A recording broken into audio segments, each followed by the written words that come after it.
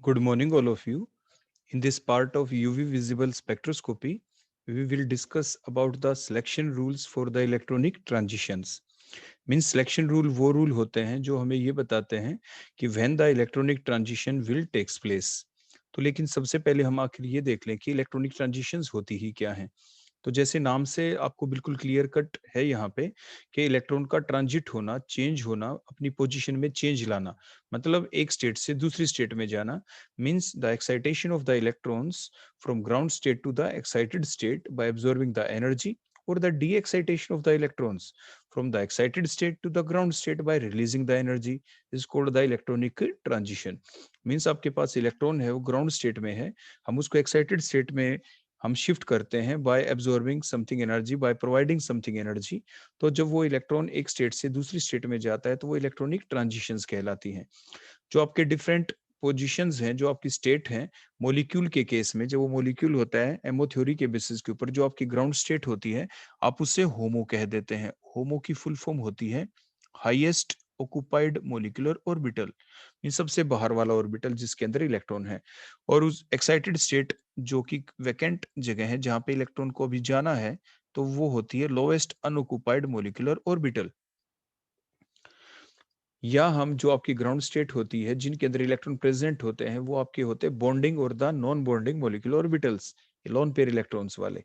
ये excited state कौन सी होती है? एंटी बॉन्डिंग मॉलिक्यूलर ऑर्बिटल्स होती है। तो मैं जब कभी भी आपकी यूवी विजिबल लाइट जब आप डालते हैं किसी सब्सटेंस के ऊपर, तो जो आपके इलेक्ट्रॉन्स हैं जो उसकी ग्राउंड स्टेट है जिसे आप होमो कहते हैं या बॉन्डिंग या नॉन बॉन्डिंग मॉलिक्यूलर ऑर्बिटल्स कहते हैं, वहां से वो एक्साइट होके कहाँ पे चले जाते हैं? लूमो के अंदर या एंटी बॉन्डिंग मॉलिक्यूलर ऑर्बिटल्स के अंदर आपके शिफ्ट हो जाते हैं। तो उसे आप इलेक्ट्रॉनिक ट्रांजिशंस कह देते हैं। लेकिन ये शिफ्ट होते कब हैं? वो कब होंगे शिफ्ट? क्या है उनके लिए रेस्ट्रिक्शन, क्या है conditions? Now these are called the selection rules. So what are these selection rules? The rules which tells about the occurrence of these different transitions from S to P, or the P to S, P to D, or the D to P, or the in between D and D. These all transition, when these transition will be possible, these all rule which tells about all these condition restrictions called the selection rules. And these are point number one. These point number one है आपका spin multiplicity rule, जो ये कहता है कि जो transition है वो सिर्फ तभी पॉसिबल होगी अगर स्पिन में कोई चेंज ना हो, स्पिन मल्टीप्लिसिटी में कोई चेंज ना हो।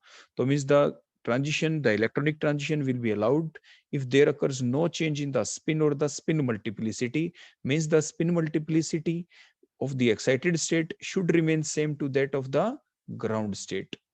For example in case of the calcium अगर आप देखें उसकी कॉन्फ़िगरेशन को, तो 1s2 2s2 2p6 3s2 3p6 4s2 4p0।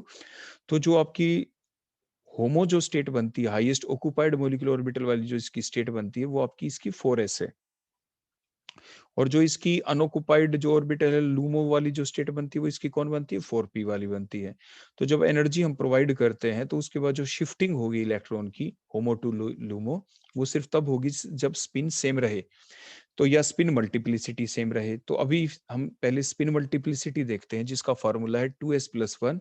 तो आपका आंसर क्या आएगा? एस की वैल्यू क्या है? क्योंकि दो इलेक्ट्रॉन ऑपोजिट स्पिन के हैं, तो plus half minus half zero, तो एस की वैल्यू जीरो, तो आपकी सिंगलेट स्टेट आ गई। जब एनर्जी प्रोवाइड करते हैं हम, उसके बाद जब एक्साइटेशन होती है इलेक्ट्रॉन की from the ground state to the excited state, ये इलेक्ट्रॉन यहाँ से यहाँ पे जब जाएगा, तो उसके बाद आपकी स्पिन की वैल्यू क्या रही? वो तो सेम रही, देखो बिल्कुल। स्पिन मल्टीप्लिसिटी की वैल्यू क्या रही? वो भी बिल्कुल सेम रही। Means the transition is allowed because the value off spin is remain same, means the spin multiplicity remains same, means the allowed transition is from singlet to singlet, not from singlet to triplet. उसके बाद next हम देखते हैं कोई और example लेके, जैसे octahedral complex आपके पास कोई होता है और उसकी D1 कॉन्फ़िगरेशन अगर हम ले लें, तो डी के अंदर कोई एक इलेक्ट्रॉन है और उसकी हमें अब ट्रांजिशन करवानी है। तो लेकिन उससे पहले हम ये जान ले कि जो आपके डी के जो ये 5 ऑर्बिटल होते हैं, इनको ये 2 सेट के अंदर हमने स्प्लिट क्यों कर रखा है? थोड़ा आइडिया दे देते हैं। वैसे आप ये पहले से पढ़ चुके होते हैं कि डी के अंदर देखो जो ये 5 आपके ऑर्बिटल्स होते हैं, ये 5 कौन-कौन से हैं बोलो आपके? पहले वाले का जैसे हम नाम देखें DXY जो हमने दिखा रखा है यहाँ पे। एक को अगर हम एक्स एक्सिस मान ले, दूसरे को वाई एक्सिस मान ले, तो एक्सिस के बीच में प्रेजेंट होते हैं। These two dumbbells are present in between the axis। तो DXY ऐसे ही एक को अगर हम Y मान लें और एक को Z मान लें, किसी भी एक्सिस को मान लेते हैं, and these two double are present in between the axis, that is the D Y Z. तो ये डी वाई जेड बन जाता है। पहले वाला जैसे मैंने क्या बताया वो डी एक्स जेड आपका बन जाता था। पहले वाला क्या था आपका डी एक्स जेड। ऐसे ही अगर आप देखें और कौन बच गया आपका इसके बाद, डी एक्स वाई हो गया, डी एक्स जेड बच जाएगा। सॉरी ये डी एक्स वाई है पहले वाला डी एक्स वाई होगा। नेक्स्ट को अगर हम देखें यहाँ पे तो नेक्स्ट आपका बन जाएगा ये डी एक्स जेड। अगर एक को एक्स एक्स मान ले दूसरे को जेड मान ले। ये हम आपको क्यों बता रहे हैं कि ये स्प्लिटिंग कैसे हुई, उसको सिर्फ आपको बताने के लिए। एक को एक्स एक्सिस मान ले, एक को वाई, तो ऑन दी एक्सिस होता है, हो जाए आपके दोनों डबल, तो ये आपके D x square minus Y square होता है। ये कौन होता है आपका डी एक्स स्क्र माइनस में वाई स्क्र। एक आपका होता है डी जेड स्क्र। देखो ये जेड एक्सिस अगर हम इसको मान ले, तो जो लिगेंड होते हैं these ligand in case of octahedral splitting, जो ऑक्टाहेड्रल स्प्लिटिंग है, these ligand approaches towards these D subshell orbital along the axis. देखो ऐसे अलोंग द एक्सिस। तो अलोंग द एक्सिस किसके लोब प्रेजेंट है, अलोंग द एक्सिस जो present है वो तो दो ही हैं आपके। एक तो कौन है, एक तो D x square minus Y square है, और दूसरा बोलो कौन है आपका, दूसरा है डी जेड स्क्र। देखो ये जो लास्ट वाला था, इनको रिपल्शन ज्यादा मिलती है, इसलिए आप देखें D x square minus Y square को रिपल्शन ज्यादा मिली, ऊपर चले गए, इनको कह देते हैं आप इजी ऑर्बिटल्स, और जो नीचे हैं इनको आप कह देते हैं T2G ऑर्बिटल्स। जी इसलिए क्योंकि हम पहले ही आपको बता चुके हैं, ये जिनके अंदर सिमिट्री होती है, जो सिमिट्रिक होते हैं उनके साथ क्या लगाते हैं जी, जी फॉर सिमिट्रिक, जिसके अंदर सेंटर ऑफ सिमिट्री होती है। उसके बाद क्या हुआ है, दो सेट में तो देखो हमने आपको बता दिया स्प्लिटिंग क्यों हुई, क्योंकि जो आपके ये जो तीन थे D x Y D Y Z D x Z, इनको आपकी रिपल्शन नहीं मिलती, इनको कम रिपल्शन मिलती है इनकमिंग लिगेंड्स की वजह से, क्योंकि the ligands approaches along the axis. इसलिए D X square minus Y square की एनर्जी ज्यादा इंक्रीज हो जाती है as compare to these remaining three D x Y D Y Z और डी एक्स जेड। उसके बाद D1 कॉन्फ़िगरेशन जो होती है, जब हम इसमें एनर्जी प्रोवाइड करते हैं, तो after taking the energy these that particular D1 electron get excited. देखो ये इलेक्ट्रॉन अब क्या हो जाएगा, बोलो ये एक्साइट हो जाता है, ऊपर एक्साइट होता है, तो स्पिन क्या रहती है, देखो स्पिन रहती है बिल्कुल सेम, स्पिन क्या रही, बिल्कुल सेम रहती है। देखो स्पिन सेम रहती है, तो जो फर्स्ट रूल है आपका स्पिन मल्टीप्लिसिटी रूल, उसके अनुसार ट्रांजिशन क्या हुई, बोलो allowed. So D D transition is allowed in case of D1 configuration of the octahedral complexes. और कंपाउंड आपका क्या होगा, कलर्ड। कलर्ड के बारे में बता दें, जो आप पढ़ते हैं हमेशा, कलर्ड का क्वेश्चन क्या आता है, कोई आपसे पूछे why the D1 configuration compound is coloured, तो आप ये कहते हैं कि after absorbing energy from the surrounding, after absorbing energy from the surrounding, the electron get excited. The excited electron again comes back into the ground state by releasing the energy in the visible region. So substance appeared colored. इसलिए जो substance हमें कैसा दिखता है, बोलो coloured दिखता है। तो बड़ा सिंपल जवाब होगा, कोई भी क्वेश्चन आया ऐसे कलर्ड का तो आपको एक ही बात लिखनी है कि after absorbing energy, after absorbing energy the electron get excited, the electron get excited, the excited electron comes back in the ground state by releasing energy in the visible region, so the substance appears colored। ऐसे आपको लिखना होता है। Next हम example ले लेते हैं अपनी D2 कॉन्फ़िगरेशन का। तो D2 कॉन्फ़िगरेशन में भी आप देखिए उसी टाइप से, तो जो इलेक्ट्रॉन है उनकी जो एक्साइटेशन होगी, देखो आपकी ये मैंने T2G लिखा है, यहाँ पे बोलो क्या लिखा आपका इजी। तो इलेक्ट्रॉन की जो ट्रांजिशन होगी यहाँ पे बोलो वो कहाँ से कहाँ पे होगी, बड़ी आराम से हो जाएगी आपकी T2G से EG। क्यों, क्योंकि स्पिन क्या रहती है, बिल्कुल सेम। देखो आप ये स्पिन थी, देखो बिल्कुल सेम रही, तो आफ्टर ट्रांजिशन स्पिन क्या रही, बोलो सेम, स्पिन मल्टीप्लिसिटी क्या रही, बिल्कुल same. So the DD transition is allowed also in case of T2 configuration. अब हम एग्जांपल देखते हैं D5 कॉन्फ़िगरेशन के लिए। D5 के अंदर अगर आप देखते हैं, देखो 5 इलेक्ट्रॉन है, ये हमने तब लिए जब आपके पास ये स्प्लिटिंग कब हुई, in case of the weak ligand. हम आपको बता दें in case of weak ligand ही, देखो हमने क्यों लिखा, इसलिए लिखा क्योंकि इनके बीच में जो एनर्जी का गैप है देखो वो कम है। फिर आप कहेंगे ये कैसे पता चला, ये ऐसे पता चला कि आप ध्यान से देखिए, जो 5 इलेक्ट्रॉन हमने फिलअप किए हैं, पहले देखो नीचे जो T2G था हमने उसके अंदर 3 इलेक्ट्रॉन ही फिलअप किए, देखो 1 2 3। फिर हमने फोर्थ इलेक्ट्रॉन यहाँ पे फिलअप नीचे नहीं किया, फिफ्थ नीचे नहीं किया हमने फिलअप, नहीं किया ना नीचे फिलअप, क्योंकि ये फिलअप नीचे सिर्फ तभी होता अगर एनर्जी गैप ज्यादा होता। तो it means now the energy gap between T2G and the EG is less, और ये सिर्फ तभी होता है जब लिगेंड आपके वीक हो, जब लिगेंड क्या हो, वीक हो। तो मींस ये जो डायग्राम है आपके सामने जो हमने ड्रा कर रखा है, it is for D5 configuration भी है, ऑक्टाइडल कॉम्प्लेक्सेस की भी है, लेकिन इन प्रेजेंस ऑफ वीक लिगेंड है। तभी हमने 3 इलेक्ट्रॉन नीचे और 2 इलेक्ट्रॉन ऊपर है। अगर स्ट्रॉन्ग लिगेंड होते तो हम पांचों इलेक्ट्रॉन को नीचे ही शो करते। अब देखो, अगर वीक लिगेंड की प्रेजेंस में, अगर वीक लिगेंड की प्रेजेंस में हम शो करते हैं ट्रांजिशन, तो क्या होगा?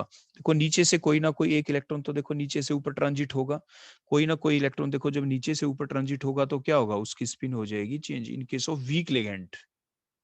इन केस ऑफ वीक लिगेंड देखो, जो अपवर्ड डायरेक्शन में जो एरो था इस इलेक्ट्रॉन का, जब वो ऊपर जाता है तो उसको स्पिन अपनी चेंज करनी पड़ी, क्योंकि आपने पोली एक्सक्लूजन प्रिंसिपल पढ़ा है कि in an orbital there can be a maximum of 2 electron of opposite spin. तो पहले से वहां पे एक इलेक्ट्रॉन तो था ही, तो ये जो इलेक्ट्रॉन जाएगा नीचे से, जिसकी स्पिन अपवर्ड डायरेक्शन थी, ऊपर जाके वो डाउनवर्ड डायरेक्शन हो जाएगी, स्पिन चेंज हो जाएगी। मींस ये डीडी ट्रांजिशन अलाउड नहीं होगी, डीडी ट्रांजिशन अब अलाउड नहीं होगी यहाँ पे इन केस ऑफ D5 कॉन्फ़िगरेशन। ये आप ध्यान रखें। और ये वीक लिगेंड का एग्जांपल हमने लिया है, क्योंकि जैसे कंडीशन हम बदलते हैं वैसे ही हमारा आंसर भी चेंज हो जाता है। अब नेक्स्ट हम देखते हैं कि एक बड़ा बेसिक क्वेश्चन आ जाता है हमारे पास कि ट्रिपलेट जो स्टेट होती है, देखो हम ये ड्रा करते हैं। नीचे मान लीजिए हमने ग्राउंड सिंगलेट स्टेट ले ली, ऊपर हमने ये एक्साइटेड सिंगलेट स्टेट ले ली, उसके बाद ये हमने एक्साइटेड ट्रिपलेट स्टेट बना दी, और यहाँ पे हम एनर्जी की देखो लाइन भी ड्रा कर देते हैं।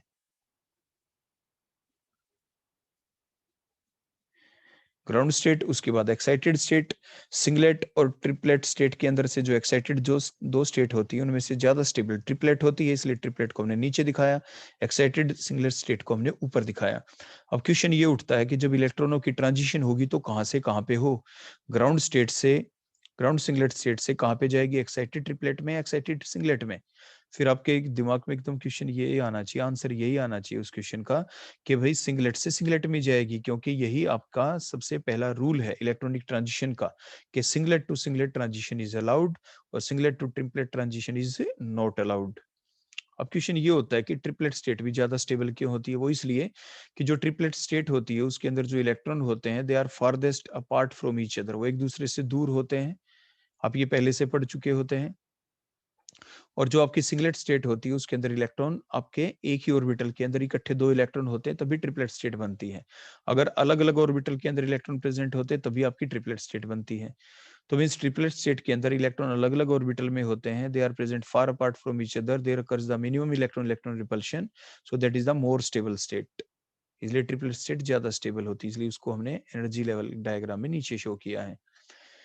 अब होगा क्या कि नॉर्मली आपकी जैसे जो सिलेक्शन रूल है उसके बेसिस के ऊपर के by absorbing the UV visible light the transition of the electron takes place from the ground state to the excited singlet state. देखो जैसे हमने एरो से दिखाया, जैसे हमने एरो से दिखाया, उसके बाद क्या होगा अब आगे जो इलेक्ट, अब उसके बाद जब ग्राउंड स्टेट से, ग्राउंड स्टेट में वापस आएगा आपका इलेक्ट्रॉन एक्साइटेड स्टेट से, तो कहाँ पे जाए?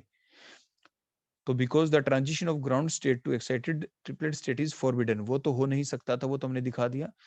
तो means the electron in the excited singlet state now comes back in the ground singlet state in different ways. वो दो तरीके से अलग अलग नीचे आ सकता है। पहला कि वो डायरेक्ट ही नीचे आ जाए, एक्साइटेड सिंगलेट स्टेट से डायरेक्टली कहाँ पे आ जाए, ग्राउंड सिंगलेट स्टेट में। तो इलेक्ट्रॉन में comes back directly into the ground singlet state by the fast emission of energy in the form of light. If the energy emitted very fast in the form of light, then process called fluorescence.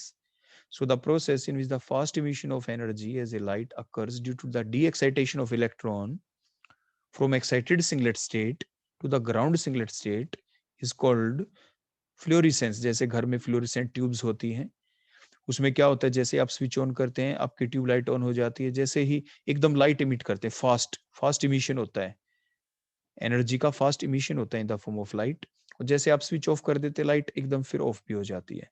So that is the florescence process. उसे आप fluorescent tubes भी इसलिए कह देते हैं। तो second वे क्या आ सकता है कि एक्साइटेड सिंगलेट स्टेट के जो इलेक्ट्रॉन है they initially come in the more stable excited triplet state through inter system crossing ISC के through, and after that the electron comes back into the ground singlet state by releasing the energy, and now it takes the longer time, and that process is called the phosphorescence. उसे क्या कहते हैं? phosphorescence कहते हैं। जैसे आपने देखा होगा काफी साइन बोर्ड जो लगे होते हैं, दिन में तो वो क्या करते हैं, लाइट एनर्जी को क्या कर लेते हैं, सनलाइट को क्या कर लेते हैं, एब्जॉर्ब, और रात के टाइम पे वो अपने आप ही लाइट इमिट करते रहते हैं। और जो भी उसके ऊपर डिस्प्ले करके आपने जो भी कुछ लिख रखा होता है उसके ऊपर, मान लीजिए आपने लिख दिया सिंगलेट स्टेट, तो रात के दौरान भी, अंधेरे में भी लाइट इमिट होती है और आपको वहां पे लिखा दिखता रहता है सिंगलेट स्टेट, क्योंकि स्लो इमिशन ऑफ आपकी वहां पे एनर्जी होती रहती है। That process is called phosphorescence. और वो यही प्रोसेस होती है कि एक्साइटेड जो सिंगलेट स्टेट से जो इलेक्ट्रॉन है वो ट्रिपलेट स्टेट से होते हुए ही ग्राउंड स्टेट में आते हैं धीरे धीरे, और slow emission of light, slow emission of energy होता है in the form of light. So that process of slow emission of energy as a light due to the de-excitation of electron from excited singlet state to the ground singlet state through excited singlet triplet state is called the phosphorescence। और इसलिए phosphorescence को हम slow fluorescence भी कहते हैं। इसलिए हम phosphorescence को क्या कहते हैं? phosphorescence is also called as slow fluorescence। अगर fluorescence थोड़ी slow हो जाती तो वो phosphorescence जैसी हो जाती।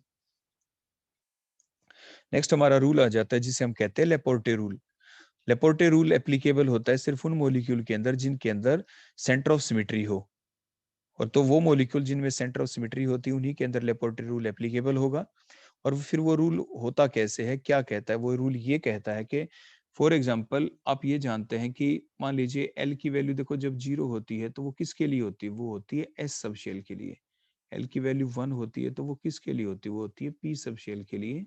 एल की वैल्यू जो 2 होती है वो किसके लिए होती है? वो होती है डी सब शेल के लिए। और एस की वैल्यू, एल की वैल्यू 3 किसके लिए होती है? वो होती है एफ सब शेल के लिए। तो जो लेपोर्टे रूल है उन सेंट्रोसिमेट्रिक मॉलिक्यूल के लिए जो आमतौर पे आपके ऑक्टाहेड्रल कॉम्प्लेक्सेस ही होते हैं, जिनके अंदर आपके सारे के सारे लिगेंड बिल्कुल सेम हो, तो उनके अंदर आपके सेंटर ऑफ सिमेट्री हो जाती है। तो उन केसेस के अंदर ट्रांजिशन जो होंगी कौन सी होंगी? एल की वैल्यू चेंज होनी चाहिए, वो भी +-1। मींस ट्रांजिशन देखो एल की वैल्यू 0 से 1 का मतलब एस से पी में ट्रांजिशन हो सकता है, पी से एस में हो सकता है। अब एल की वैल्यू 1 से 2 में मतलब पी से डी में हो सकता है, डी से पी में हो सकता है। एल की वैल्यू 2 से 3 में मतलब डी से एफ में हो सकता है, एफ से डी में हो सकता है। मतलब एस से एस में नहीं हो सकता, पी से पी में नहीं हो सकता, डी से डी में नहीं हो सकता, एफ से एफ में नहीं हो सकता, क्योंकि एल की वैल्यू फिर सेम रहेगी। तो ये है आपका लेपोर्टे रूल। तो ये अलाउड ट्रांजिशन जैसे मैंने अभी आपको बताया। अगर उसी टाइप से हम एग्जांपल ले ले कैल्शियम का जो हम पहले ही पढ़ चुके हैं, कॉन्जुगेशन देखेंगे आप 1s2 2s2 2p6 3s2 3p6 4s2 4p0। तो इसमें जो इलेक्ट्रॉन का जब हम ट्रांजिशन कर रहे हैं वो आपके स्पिन मल्टीप्लिसिटी रूल के अनुसार तो कैल्शियम के अंदर ट्रांजिशन पॉसिबल है ही, लेकिन अगर लेपोर्टे रूल को देखें तो भी ट्रांजिशन पॉसिबल है आपके कैल्शियम के केस में। क्यों? क्योंकि जो इलेक्ट्रॉन की जो हम ट्रांजिशन देख रहे हैं, देखो होमो से लूमो के अंदर, तो जो 4s है वहां पे s है, तो l की वैल्यू क्या है? 0। 4p में p है तो l की वैल्यू बोलो क्या है? 1। तो जो ट्रांजिशन हो रहा है होमो से लूमो वो 4s से 4p में हो रहा है। मींस l की वैल्यू में क्या आ रहा है बोलो आपके? चेंज। l की वैल्यू 0 से l की वैल्यू 1 में ट्रांजिशन हो रहा है। अगर ऐसा होता है तो लेपोर्टे रूल के अनुसार वो आपकी अलाउड ट्रांजिशन होती है। तो देखिए आपके ट्रांजिशन कहां से कहां पे हो रहा है बोलो? एल की वैल्यू 0 से एल की वैल्यू 1 के अंदर देखो ट्रांजिशन होगा। तो स्पिन मल्टीप्लिसिटी रूल के अनुसार भी ये ट्रांजिशन आपका अलाउड है, और आपके लेपोर्टे रूल के अनुसार भी ये ट्रांजिशन बोलो क्या है? अलाउड है। दूसरे शब्दों में जो अब हम देखेंगे इसको टर्न करके, इसको दूसरे शब्दों में बोलेंगे लेपोर्टे रूल को, मींस वही लेपोर्टे रूल के अनुसार वही ट्रांजिशन अलाउड है जो यू से जी में हो। यू का मतलब अनगैरिड, अनगैरिड का मतलब होता है जो मॉलिक्यूल जिनके अंदर सिमेट्री नहीं है, या जिनके ऑर्बिटल या एटॉमिक ऑर्बिटल या मॉलिक्यूल ऑर्बिटल या मॉलिक्यूल के अंदर सिमेट्री नहीं है, वो अनगैरिड, और जिनमें सिमेट्री है वो गैरिड। तो मींस अनगैरिड से गैरिड में ट्रांजिशन अलाउड है, लेकिन यू से यू, अनगैरिड से अनगैरिड, मींस अनसिमेट्रिकल से अनसिमेट्रिकल, और जी से जी मतलब सिमेट्रिकल से सिमेट्रिकल में ट्रांजिशन अलाउड नहीं है। अब हम देखते हैं कि यू और जी आखिर होते क्या हैं। तो जी का मतलब होता है गैरिड। जी का मतलब क्या होता है बोलो? गैरिड। गैरिड का मतलब वो एटॉमिक ऑर्बिटल या मॉलिक्यूलर ऑर्बिटल विच है सेंटर ऑफ सिमेट्री। जैसे एस को देखें तो एस का जो सेंटर पॉइंट है उससे आप चाहे राइट में जाएं चाहे लेफ्ट में जाएं to the same distance, at 180 degree पे जाने से इन्वायरमेंट अगर सेम रहता है तो उसके अंदर सेंटर ऑफ सिमेट्री है, इन्वर्जन ऑफ सिमेट्री है, तो वो होगा गेरिड। वो क्या होगा बोलो? गेरिड। देखो सेम डायरेक्शन में जाने से इन्वायरमेंट बोलो क्या मिलता है? बोलो बिल्कुल सेम। ऐसे ही अगर आप डी के अंदर देखते हैं तो देखो जो सेंटर पॉइंट है यहाँ से आप चाहे राइट में जाएं चाहे आप लेफ्ट में जाएं एट 180 डिग्री तो पॉजिटिव साइन के लोब मिलते हैं। ऐसे ही अपवर्ड डायरेक्शन में जाए, डाउनवर्ड डायरेक्शन में जाए, नेगेटिव साइन के लोब मिलते हैं। तो मीन्स इसके अंदर क्या है? सेंटर ऑफ सिमेट्री है, तो ये भी आपका गैरिड हो जाएगा। अनगैरिड कौन? जिसके अंदर सेंटर ऑफ सिमेट्री ना हो। जैसे पी के अंदर सेंटर पॉइंट से जब हम चलते हैं पी के अंदर राइट में चले तो नेगेटिव साइन का लोब है, पॉजिटिव लेफ्ट में चलते हैं तो पॉजिटिव साइन का लोब है, तो ये अनगैरिड हो गया। बोलो कौन हो गया? ये आपका अनगैरिड हो गया। यू से आप इसको रिप्रेजेंट कर देंगे। क्लियर हो गया? तो इट मींस आपकी ट्रांजिशन कौन सी पॉसिबल है? जैसे अभी बताया गया यू से जी में, मतलब पी से देखो एस से पी में, पी से एस में ट्रांजिशन पॉसिबल है, पी से डी में, डी से पी में ट्रांजिशन पॉसिबल है।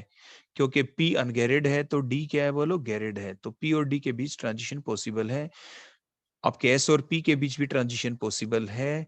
आपके एस और डी के बीच ट्रांजिशन पॉसिबल नहीं है क्योंकि दोनों गैरिड हो गए। दोनों क्या हो गए? बोलो गैरिड। तो यही था हमारा next rule, that is the Laporte rule. तो अलाउड ट्रांजिशन कौन सी? यू से जी में, जी से यू में, और यू से यू और जी से जी में अलाउड नहीं है। अब हम मोलिकुलर ऑर्बिटल्स को भी कुछ देख लेते हैं। जैसे हम देख लें सिग्मा मोलिकुलर ऑर्बिटल जो 1s और 1s से मिलके बनता है। तो इसमें जो सेंटर पॉइंट है उस सेंटर पॉइंट पे अगर आप चले और उससे आप चाहे राइट में चले तो पॉजिटिव साइन है, लेफ्ट में चले तो भी पॉजिटिव साइन है, राइट और लेफ्ट दोनों साइड में। तो इसके अंदर सेंटर ऑफ सिमेट्री है। तो सेंटर ऑफ सिमेट्री होने की वजह से ये बोलो क्या है? ये है गैरिड। ऐसे ही अगर आप 2pz और 2pz का कॉम्बिनेशन देखें एमओ थ्योरी के अनुसार, तो 2pz 2pz कॉम्बिनेशन जब करते हैं तो दो एटॉमिक ऑर्बिटल कंबाइन करें तो दो ही मॉलिक्यूलर ऑर्बिटल बनते हैं, तो बॉन्डिंग या एंटी बॉन्डिंग। बॉन्डिंग मिले तो इसमें देखिए जो सेंटर पॉइंट है जहाँ पे पॉजिटिव से आप लेफ्ट में चले तो नेगेटिव साइन, राइट में चले तो भी नेगेटिव साइन, मतलब इसके अंदर सेंटर ऑफ सिमेट्री है। तो ये आपका हो गया, आपका बोलो कौन? गैरिड। एंटी बॉन्डिंग में देखिए सेंटर पॉइंट से अगर आप राइट में चलते हैं तो देखो पॉजिटिव साइन है, लेफ्ट में चलते हैं तो बोलो कैसा है? बोलो लेफ्ट में चले तो बोलो कैसा था? ये पॉजिटिव साइन देखो ये इधर, और पॉजिटिव इधर चले तो बोलो कैसा था? ये नेगेटिव साइन देखो। उस बिल्कुल सेंटर पॉइंट से चलते हैं तो इसके अंदर कोई भी सेंटर ऑफ सिमेट्री नहीं है, तो ये हो गया अनगैरिड। ऐसे ही अगर हम 2px और 2px आपस में मिलते हैं दो एटॉमिक ऑर्बिटल, तो दो ही आपके बनेंगे मॉलिक्यूलर ऑर्बिटल, एक बॉन्डिंग एक एंटी बॉन्डिंग। बॉन्डिंग मिले तो कब? जब 2px सेम साइन के एटॉमिक ऑर्बिटल आपस में क्या करे? बोलो ओवरलैप करते हैं। तो ऊपर पॉजिटिव पॉजिटिव मिले तो पॉजिटिव लोब हो गया, नीचे नेगेटिव नेगेटिव तो नेगेटिव लोब हो गया, बीच में नोडल प्लेन है। तो मीन सेंटर पॉइंट से अगर आप चलते हैं देखो आपके कहाँ पे अपवर्ड डायरेक्शन में तो पॉजिटिव लोब मिलता है, और डाउनवर्ड डायरेक्शन में जाए तो नेगेटिव लोब मिलता है, मतलब इसके अंदर सेंटर ऑफ सिमेट्री नहीं है। तो इसीलिए जो आपका पाई मोलिकुलर ऑर्बिटल होते हैं वो कैसे होते हैं? अनगैरिड। कैसे होते? बोलो अनगैरिड। जबकि ऑपोजिट साइन वाले अगर ओवरलैप करते हैं तो उसकी वजह से देखो क्या मिलता है? सेंटर पॉइंट से जब चलते हैं ये पाई स्टार के अंदर 180 डिग्री के ऊपर देखो इधर नेगेटिव लोब मिला, इधर बोलो क्या मिला? नेगेटिव लोब, मतलब इसके अंदर सेंटर ऑफ सिमेट्री है। ऐसे ही आप इसमें भी देखें इधर पॉजिटिव लोब और 180 डिग्री ऑपोजिट चले तो भी देखो पॉजिटिव लोब, तो इसके अंदर सेंटर ऑफ सिमेट्री है। तो मतलब ये कौन हो गया? गैरिड। तो पाई आपका गैरिड होता है और ये आपका क्या हो गया? बोलो अनगैरिड हो जाता है। तो इस टाइप से आप इन चीजों को ध्यान रख लेते हैं।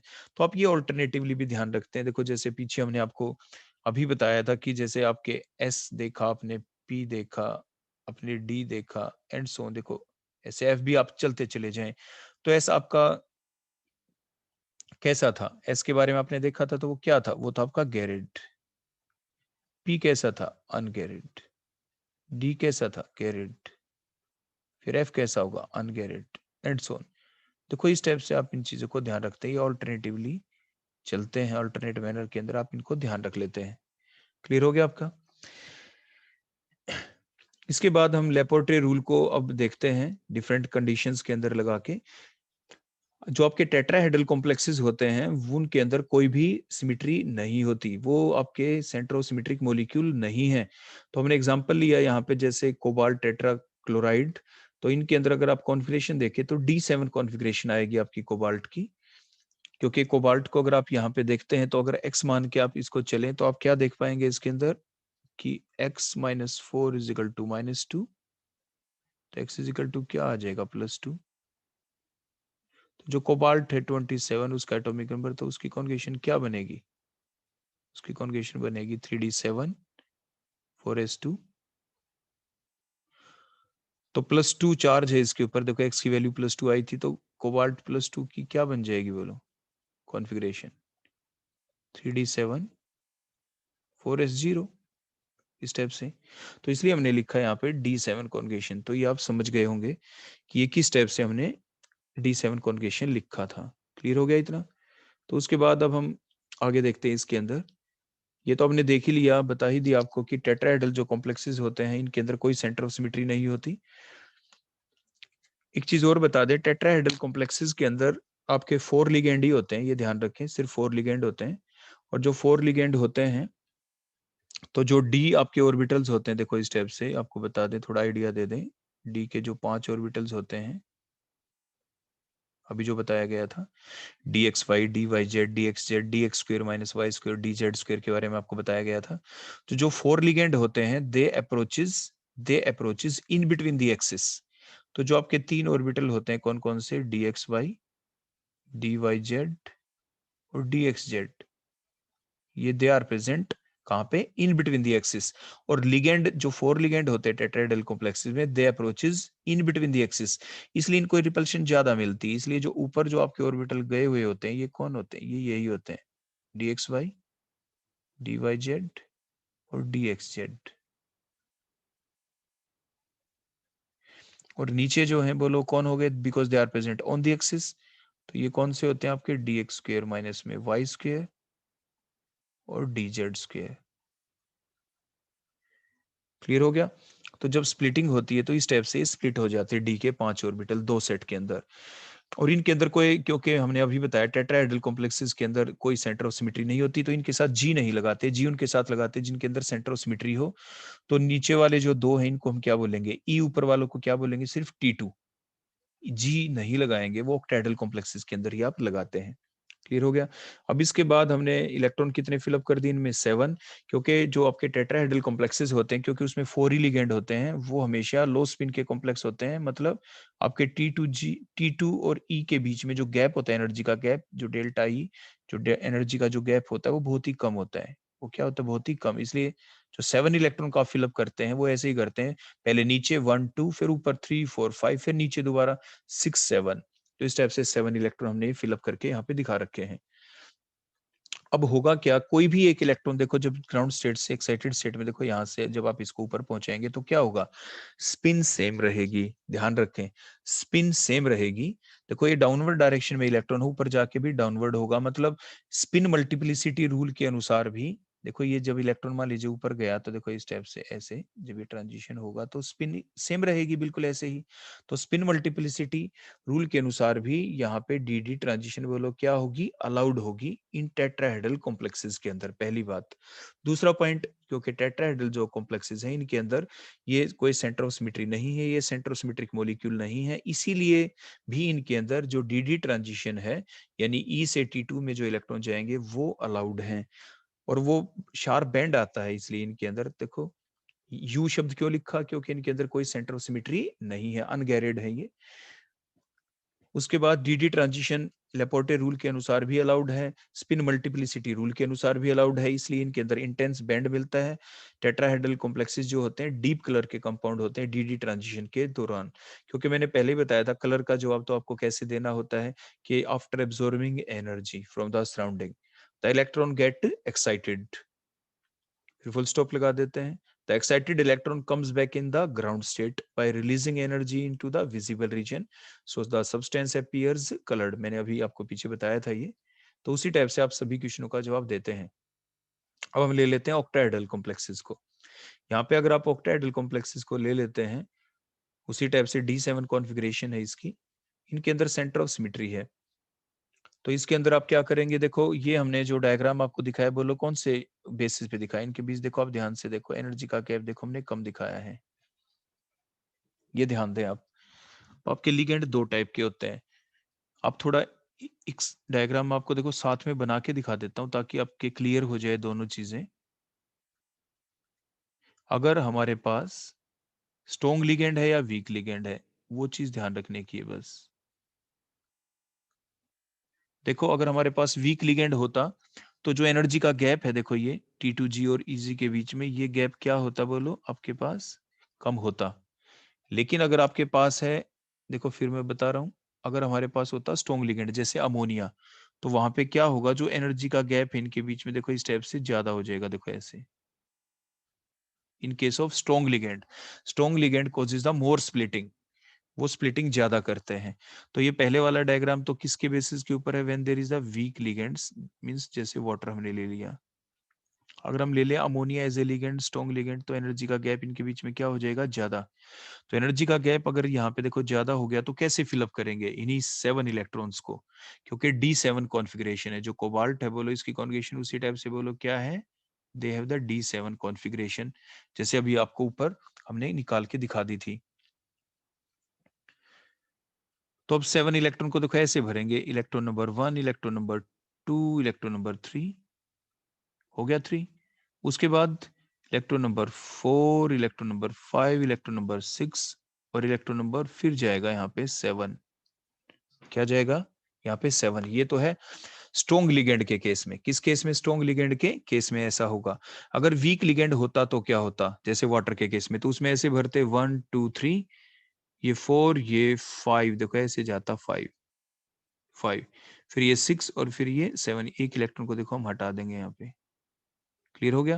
देखो पहले हमने कौन सा इलेक्ट्रॉन भरा, electron number 1, electron number 2, electron number 3, फिर इलेक्ट्रॉन नंबर 4, इलेक्ट्रॉन नंबर 5, फिर इलेक्ट्रॉन नंबर 6, इलेक्ट्रॉन नंबर 7।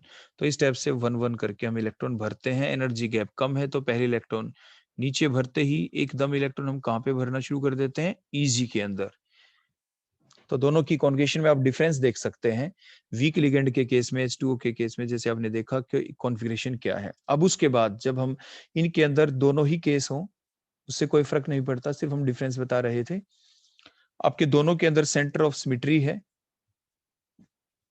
दोनों के अंदर क्या है बोलो, सेंटर ऑफ सिमेट्री है।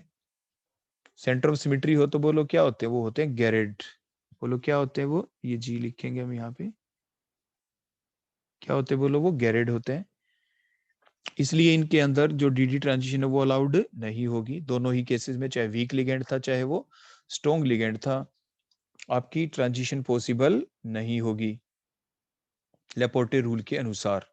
क्योंकि एल की वैल्यू क्या है, बिल्कुल सेम है, तो क्योंकि डी ट्रांजिशन है, डी के लिए एल की वैल्यू क्या होती है, 2, तो दोनों जगह 2 ही है। T2G से EG में ट्रांजिशन नहीं होगी क्योंकि ये सेंट्रोसिमेट्रिक मॉलिक्यूल है, ये आप ध्यान रखेंगे यहाँ पे। क्लियर हो गया इतना। तो लेकिन ये जो कॉम्प्लेक्सेस हैं इसलिए कलरलेस भी हो जाएंगे, क्योंकि डी ट्रांजिशन ही नहीं होगी, इलेक्ट्रॉन का जब ट्रांजिशन नहीं होगा, एक्साइटेशन नहीं होगा, तो कंपाउंड भी क्या होगा बोलो, आपका कलरलेस होगा। लेकिन अगर इन कॉम्प्लेक्सेस के अंदर किसी भी तरीके से अगर डी ट्रांजिशन पॉसिबल है, अगर वो होती है तो वो कब होगी, कैसे होगी, अगर वो होती है तो कब होगी, कैसे होगी, तो उसके लिए क्या बताया गया है। तो ऐसी ट्रांजिशन जो लेपोर्टे रूल को तो फॉलो नहीं करती, लेकिन फिर भी अगर वो हो जाती है, तो ऐसी ट्रांजिशन को आप कहते हैं Laporte forbidden transition. Laporte forbidden transition. और वो जो ट्रांजिशन होंगी वो सारी लो इंटेंसिटी की होंगी। तो लेकिन वो आखिर होती ही क्यों है, वो सिर्फ तभी होती हैं कि आपके जो जेंट्रोसिमेट्रिक जो मॉलिक्यूल हैं, अगर उनके अंदर फिर भी ट्रांजिशन हो रही है तो वो इसलिए होती है क्योंकि जो हम कॉन्फ़िगरेशन लिखते हैं डी ब्लॉक एलिमेंट की, उनके अंदर जो वैलेंस शेल के अंदर जो डी ऑर्बिटल होते हैं और पी ऑर्बिटल होते हैं, उनके बीच में इंटरमिक्सिंग हो जाती है। इंटरमिक्सिंग क्यों हो जाती है, क्योंकि आपके जो कंपाउंड होता है, कंपाउंड बाहर से एनर्जी एब्जॉर्ब करके, और जब उसके अंदर वाइब्रेशन पैदा होती है, बॉन्ड के अंदर क्या होती है, वाइब्रेशन क्रिएट, और वाइब्रेशन होने की वजह से ये पाया गया कि पी और डी के बीच इंटरमिक्सिंग हो जाती है और डी ऑर्बिटल प्योरली डी नहीं रहते, और जिसकी वजह से आपके डी ट्रांजिशन फिर हो जाती है, लेकिन वो लो इंटेंसिटी की ट्रांजिशन होंगी और उनको कहते हैं लेपोर्टे फॉरबिडन ट्रांजिशन। तो लेपोर्टे फॉरबिडन ट्रांजिशन कौन सी होती है, the transition which are not the pure d transitions and they are very low intensity transitions. अब क्वेश्चन ये उठता है कि ये होती कैसे हैं। इनका होने का तरीका क्या है कि आपके जो वैलेंस शेल के अंदर जो ऑर्बिटल हैं जो डी वाले, वो प्योर डी नहीं रहते, वहीं पे वैलेंस शेल के अंदर जो p ऑर्बिटल्स हैं उनके साथ वो इंटरमिक्सिंग हो जाते हैं। इंटरमिक्सिंग क्यों हो पाई? क्योंकि जो आपके वैलेंस शेल के जो ऑर्बिटल हैं उनके अंदर इंटरमिक्सिंग हो पाई वाइब्रेशन की वजह से, डिस्टोर्शन की वजह से। मॉलिक्यूल के अंदर या तो डिस्टोर्शन हो जाए, डिस्टोर्शन कैसे हो सकती है? या तो आपके जो मॉलिक्यूल है उसके अंदर जो सेंट्रल मेटल एटम है उसके साथ जो अटैच लिगेंड है वो सारे सेम ना हो, वो सारे के सारे सेम ना हो। जैसे अभी तक जो हमने एग्जांपल लिया, जैसे कोबाल्ट, बाहर आपने NH3 6 लिया, H2O6 लिया, ऑल लिगेंड्स आर सेम। अगर लिगेंड सेम नहीं होंगे, वो डिफरेंट होंगे, तो उसकी वजह से जो मॉलिक्यूल है वो सिमेट्रिक नहीं रहेगा, उसके अंदर डिस्टोर्शन आ जाएगी, वो सिमेट्रिक नहीं रहेगा। तो जिसकी वजह से p और d ऑर्बिटल के बीच इंटरमिक्सिंग हो जाएगी और फिर जो ट्रांजिशन होगी वो प्योर dd ट्रांजिशन नहीं कहलाएगी, और जिसकी वजह से जो सब्सटेंस है वो भी कलर्ड हो जाएगा, लेकिन उसकी इंटेंसिटी क्या होगी? बहुत ही कम होगी। तो जैसे अभी हमने ये एग्जांपल लिया, जैसे CONH3 का 5 और Cl, देखो इसमें 5NH3 है, एक हमने Cl ले लिया, तो मॉलिक्यूल अब सिमेट्रिक नहीं रहा, इसके अंदर अब सेंटर ऑफ सिमेट्री नहीं रही, it don't have any centre of symmetry, and thus the dd transition will be allowed, can takes place, and the compound will be colored, और कंपाउंड आपका कैसा होगा? कलर्ड होगा। जबकि इसके अदर जो देखें, अगर 6 के 6 आपके लिगेंड, 6 के 6 लिगेंड अगर आपके अमोनिया होते तो उसके अंदर क्या होती? सिमेट्री होती, और उसके अंदर सिमेट्री की वजह से no intermixing of p and d orbital takes place, और जो आपका कॉम्प्लेक्स होता वो क्या हो जाता? आपका कलरलेस। इसका दूसरा तरीका भी है जो हम आपको अभी बता रहे थे कि इंटरमिक्सिंग और कैसे हो सकती है? p और d की वाइब्रेशन की वजह से। वो क्यों होती है फिर वाइब्रेशन? क्योंकि आपके जो जो ये ऑर्गेनोमेटेलिक जो कंपाउंड होते हैं, मेटल और लिगेंड के बीच का जो बॉन्ड होता है, वो जो बॉन्ड होता है वो इतना स्ट्रॉन्ग नहीं होता, वो वीक बॉन्ड होता है। So due to the presence of that weak metal ligand bond, that weak metal ligand bond, there occurs something vibration in the molecule, and that vibration causes the distortion in the molecule, and the intermixing of p and d orbital takes place. And due to that intermixing of p and d orbital, the d orbital will no longer be pure d, and now the dd transition are allowed, can takes place, और वो आराम से हो जाएंगी, और compound will be colored but of low intensity। लेकिन जो transition होंगी वो हो जाएंगी, लेकिन जो बैंड आएगा वो लो इंटेंसिटी का बैंड आएगा।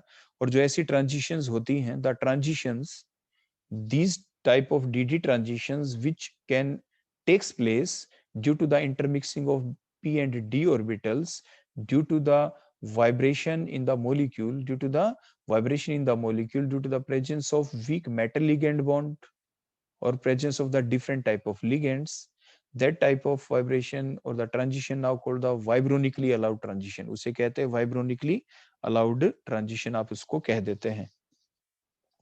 And the effect is called vibronic coupling. Coupling का मतलब इंटरेक्शन, अब इंटरेक्शन हो गई थी p और d के बीच में। इसके बाद हम एग्जांपल लेते हैं, जैसे ये next MnH2O6, manganese atomic number 25 है। तो कॉन्जुगेशन क्या होती है मैग्नीज की? 3d5 4s2।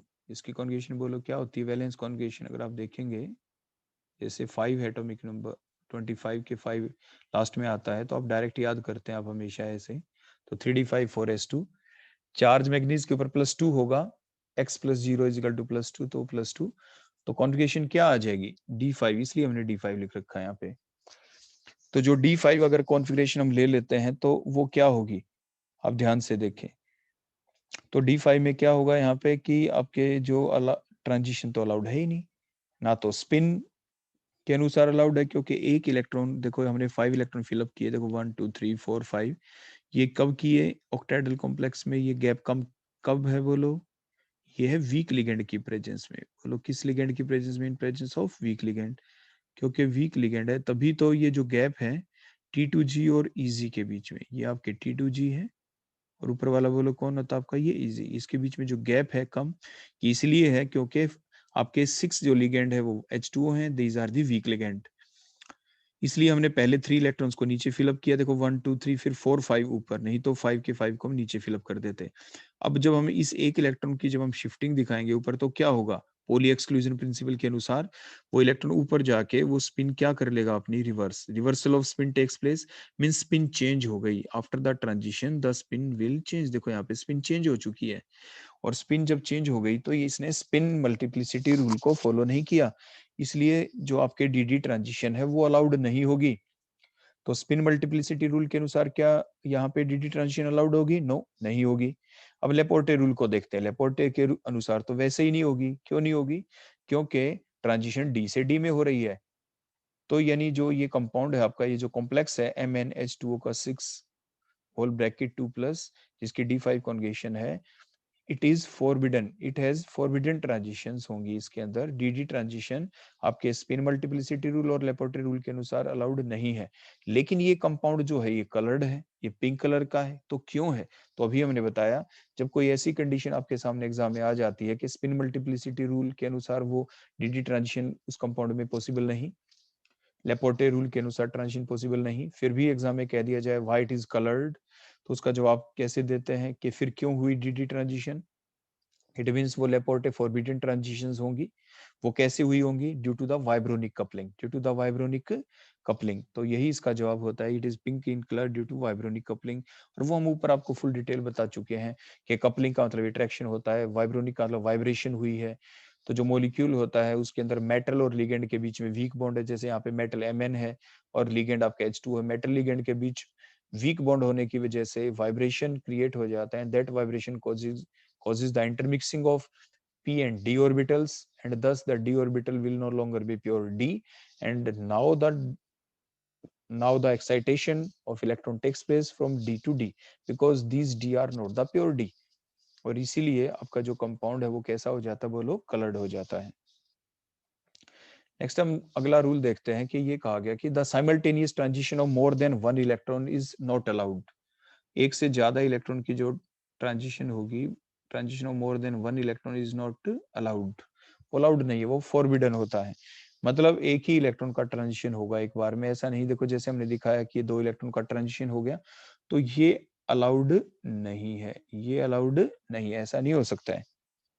अब नेक्स्ट देखते हैं हमारा एक इंपॉर्टेंट क्वेश्चन कि why FeF63 negative is colourless, why CuF63 negative is coloured. इसको स्टेप बाय स्टेप देखो, समझते हैं।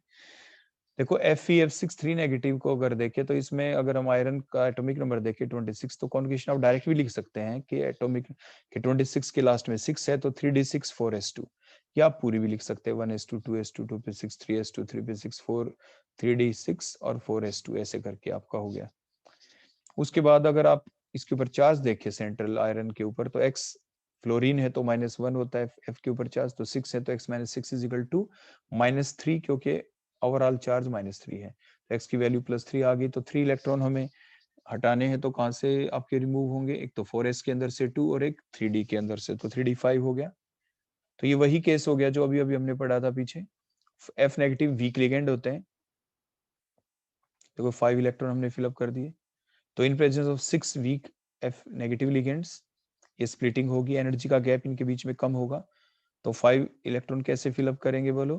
पहले 1 2 3 फिर 4 और फिर 5, ऐसा नहीं कि अब नीचे फिलअप कर देंगे।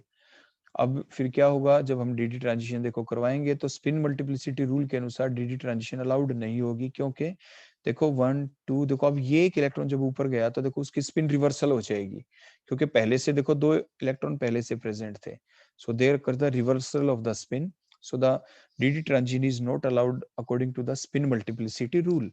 Further, according to the Laporte rule, dd transition is also not allowed because the value of L remains same, D से D में ही हो रही है ट्रांजिशन, तो L की वैल्यू क्या रही? सेम। तो इसलिए जो कॉम्प्लेक्स है ये FeF63 नेगेटिव, ये कलरलेस होता है। अब हम देखते हैं कि CuF6 क्यों है कलर्ड। तो CuF63 नेगेटिव के अंदर देखें तो उसी टाइप से कोबाल्ट है, एटॉमिक नंबर 7 कॉन्फ़िगरेशन, जैसे लास्ट में 27 है तो 3d7 4s2 आएगा।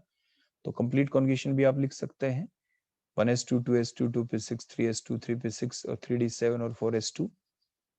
चार्ज भी आप निकाल सकते हैं, x -6 इज इक्वल टू -3, तो x is equal to +3। 3 electron जब आप रिमूव करेंगे तो 4s के अंदर से 2 हो जाएंगे, 3d के अंदर से 1 इलेक्ट्रॉन, तो कॉन्फ़िगरेशन क्या बन जाएगी? 3d6 और 4s 0।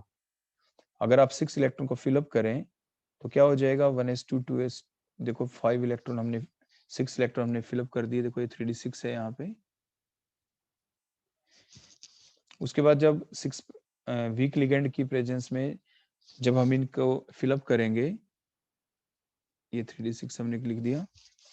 तो देखो एनर्जी गैप कम होगा क्योंकि 6 वीक लिगेंड है, लेकिन 6 इलेक्ट्रॉन को देखो 1 1 करके आपने फिलअप किया यहाँ पे, 3d6 है यहाँ पे, तो 1 2 3 4 5 और देखो यहाँ पे ये 6 आएगा, देखो यहाँ पे 3d6 3 4 5 और ये 6, देखो 6 इलेक्ट्रॉन नीचे आ जाएगा।